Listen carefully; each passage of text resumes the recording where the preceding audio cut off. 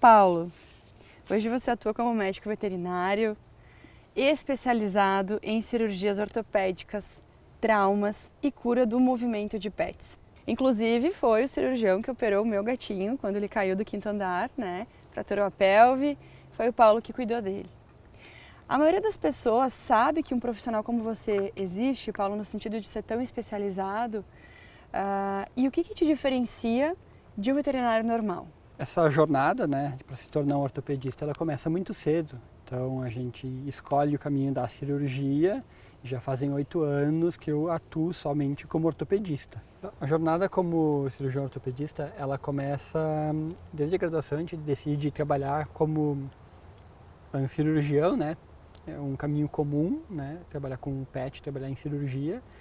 À medida que a gente vai evoluindo, a gente vai tendo a necessidade de escolher um caminho, tu pode continuar nesse caminho ou tu pode decidir a especialização.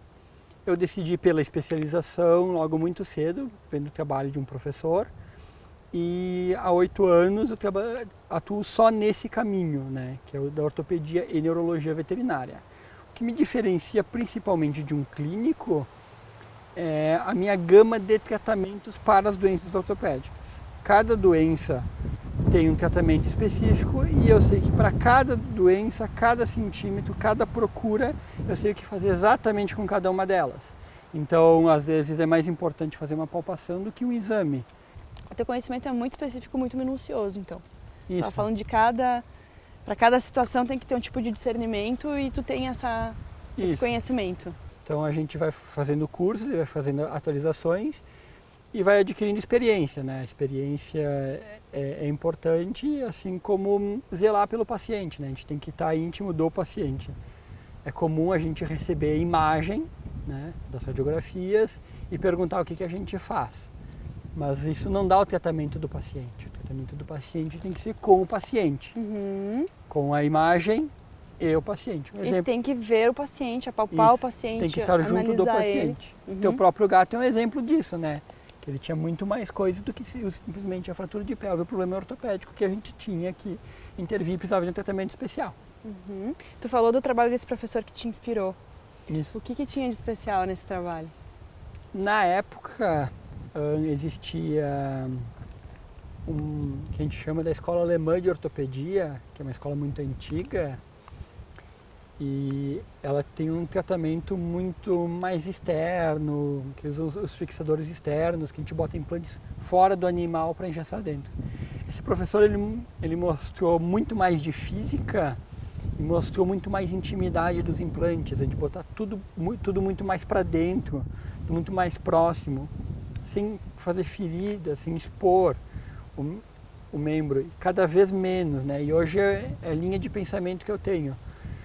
Quanto menor as feridas, quanto menor a lesão nos pacientes, melhor eles ficam. Né? Tudo é baseado no conforto do próprio animal, né? No conforto do paciente. É um método menos invasivo para o pet. Isso. O teu método. Isso, menos invasivo, menos contaminado. A gente procura limpeza, a gente procura soluções e a gente procura precocidade, né? Eles precisam ficar bem logo. E é isso que todo mundo espera. Então esse tratamento mais conservador para o pet é o que te diferencia? Esse é um diferencial que eu faço em cima da maioria dos ortopedistas que eu vejo hoje. A especialização hoje cresceu muito em número de profissionais, mas essa busca de fazer o menos invasivo, de fazer a mínima agressão e a maior qualidade, ela não está crescendo junto. Os cursos, eles não trazem isso, e isso tu ganha com experiência, com dedicação e com estudo. E tu tem que buscar isso aí, entendeu? Então existem guias para isso e existem aperfeiçoamentos próprios para isso. A gente aprende treinando. Como você quer o seu resultado? Hoje eu quero o meu resultado com o meu paciente apoiando no dia seguinte. Se ele quebrou a perna e puder apoiar no dia seguinte. Ou no máximo em 3 dias, que é o tempo limite que eu boto para um paciente de uma fratura simples apoiar, é isso que eu desejo. Então, como que eu vou fazer isso? Causando o menor dano à pele e à musculatura possível. Qual que é o principal desafio do teu trabalho hoje, Paulo? O principal desafio do meu trabalho hoje, eu acho que é justamente o proprietário me encontrar. Eu recebo coisa muito velha, muito antiga, às vezes... Casos? 2 meses de paciente sofrendo em agonia, com muita dor, sem tratamento, sem solução. Às vezes, digamos 80%, 90% dos casos, a gente pode resolver em 12 horas. Tu gostaria que esse paciente tivesse chegado antes para você? Se ele tivesse chegado no primeiro dia, ele não teria passado 2 meses de dor de maneira completamente desnecessária. Então tu entende que o público de tutores ainda é muito desinformado. É muito leigo, muito carente de informação, de boas referências. Tanto o público de tutores quanto os colegas, eles demoram muito a encaminhar. Tenho que mostrar o que eu faço, o quão bem eu faço, para eles verem, olha que resultado fantástico que a gente tem. E o que é mais gratificante? A parte mais gratificante do trabalho é justamente isso.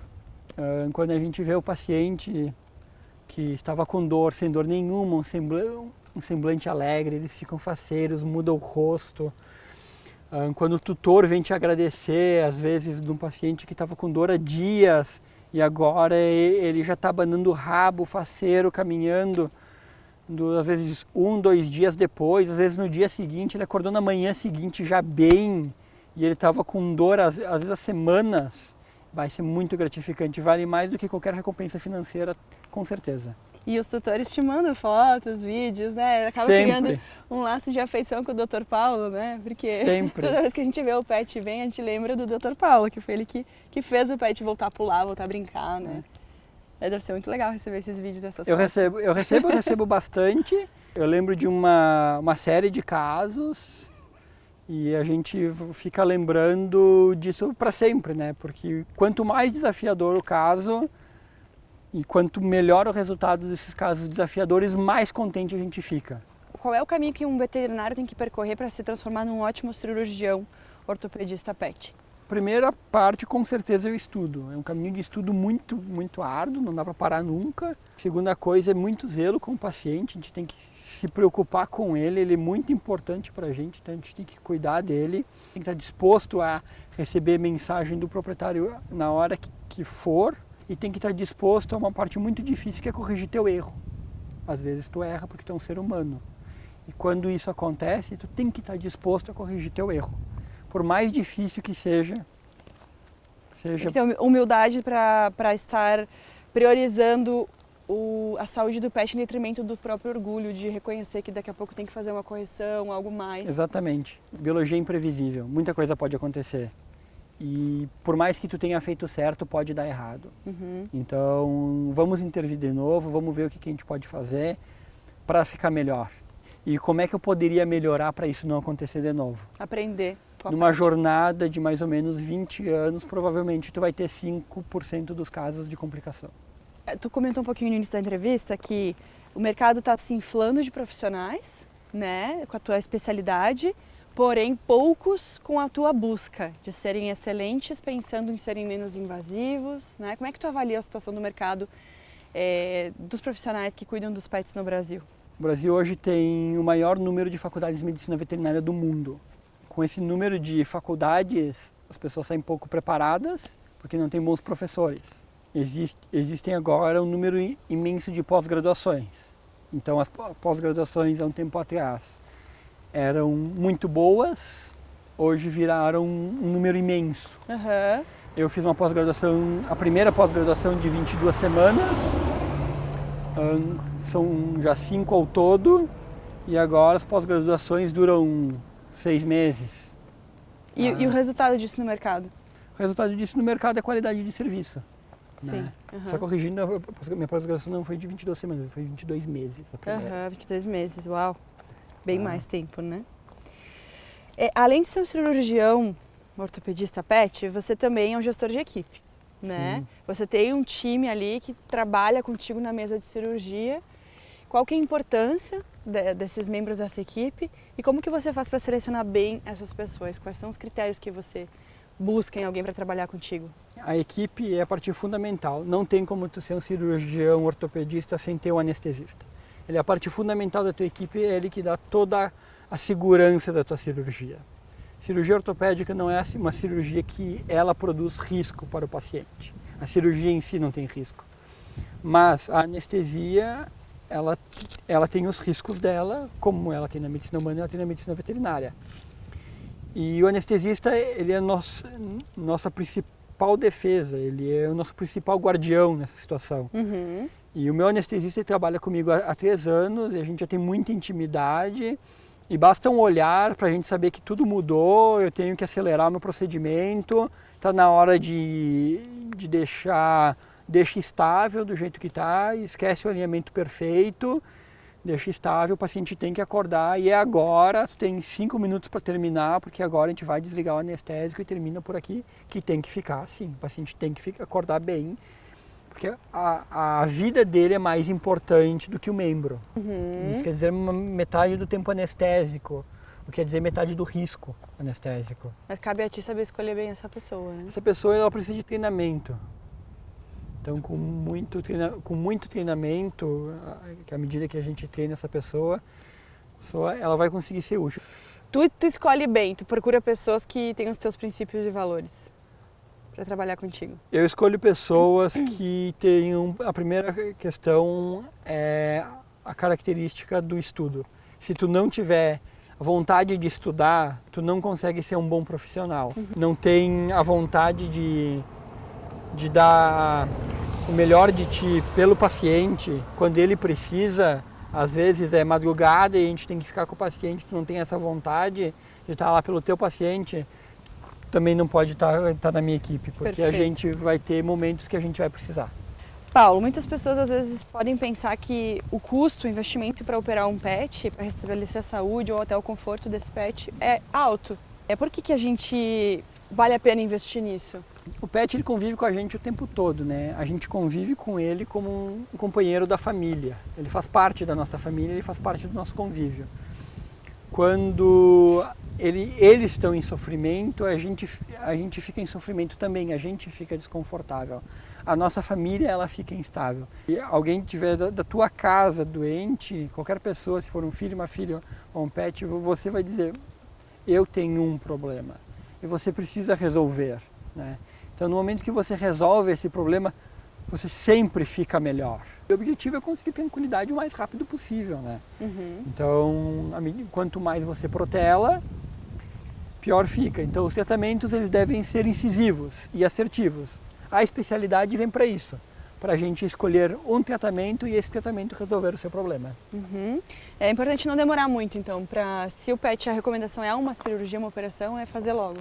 Cirurgia é um tratamento, tá? Esse tratamento ele tem que ser escolhido porque ele tem um motivo. A gente não pode operar levianamente, assim como a gente não pode deixar de operar levianamente. A gente poderia dizer que todo mundo que tem um pet vive melhor? Com certeza. A alegria da minha vida é ver a minha labradora tendo as orelhas puxadas pelo meu nenê. Eles ficam os dois felizes, eles ficam os dois seguros e eu fico bem confortável. Muda tudo, né? Muda tudo. É muito legal, né? Paulo, tu falou, né, na entrevista que dos teus principais desafios é fazer com que as pessoas conheçam as soluções que você pode entregar, né? Mais pessoas conheçam e saibam dessas soluções que você pode entregar para que os pets cheguem a você com mais rapidez. Por isso, você começou um movimento de comunicação mais direcionado, você começou a ser mais presente nas mídias sociais, né? Por que você decidiu fazer isso? Eu decidi fazer isso porque aquilo que eu faço, eu acredito que eu faço bem feito porque eu me dedico ao máximo. E quando as pessoas demoram muito a chegar para mim, parece que eu estou deixando de ajudá-las. Eu preciso ajudar as pessoas da maneira que eu posso. Então, quando eu começo a me comunicar de maneira melhor, eu começo a poder ajudá-las melhor porque eu começo a ajudá-las mais cedo. Qual foi a surpresa que tu teve quando tu começou a fazer os teus posts? Você começou a receber feedbacks, como é que foi isso? Eu fiquei muito feliz, na verdade, pela quantidade de feedbacks positivos que eu recebi de muitos tutores. Vieram chamar, contar dos casos, falar, eles vinham contar com alegria, dizendo assim, depois daquele tempo, depois daquele caso, depois daquele procedimento, ele está bem até hoje, nunca mais teve nada, a gente precisou só de uma orientação. Uma coisa que eu escuto é, eu confio só em ti, eu só faço isso, essa parte aqui eu não lido, mas tu pode olhar meu exame? Claro que eu vou olhar seu exame, mas não é a parte que eu lido, você pode procurar o clínico Mas geral. o cliente quer você. Às vezes as pessoas querem eu, mas tudo bem, a gente vai dar atenção máxima. Uhum. Então foi muito legal, muito recompensador, né? Você vê o quanto o seu trabalho mudou a vida dessas pessoas e elas puderam te contar isso porque você começou a postar. Isso, exatamente. A gente vê que tem muita gente que precisa de ajuda e precisa procurar.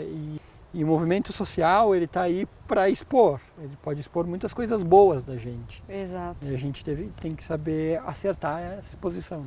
Quando tu pensa, Paulo, em empreendedorismo digital hoje todo mundo fala de empreendedorismo digital. Tu acha que isso cabe na tua vida e na tua área? Como é que tu vislumbra esse futuro e quais são os teus planos pensando nisso? Eu acho que o empreendedorismo digital, ele tem que ser limitado na área da medicina veterinária.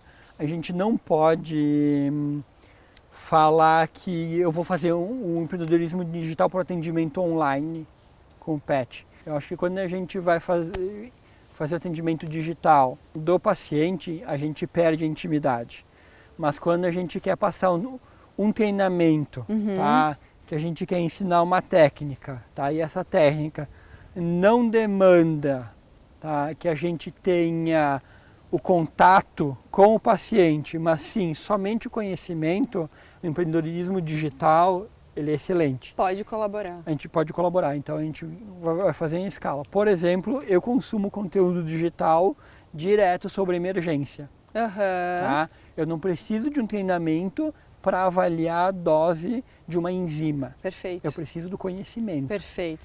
Mas para coletar essa enzima, eu preciso de um treinamento manual. Nesse sentido vem agregar. Nesse sentido vem agregar. Transmissão de conhecimento. Eu preciso transmitir conhecimento, mas eu não posso atender esse paciente por uma câmera ou por um celular e te dar um tratamento por uma câmera ou celular. O atendimento segue presencial. O atendimento tem que ser íntimo. Se você precisasse recomendar esse movimento de se tornar um comunicador estratégico para um profissional da tua área que tem as mesmas dificuldades que você diria que vale a pena, que deve fazer, não deve fazer?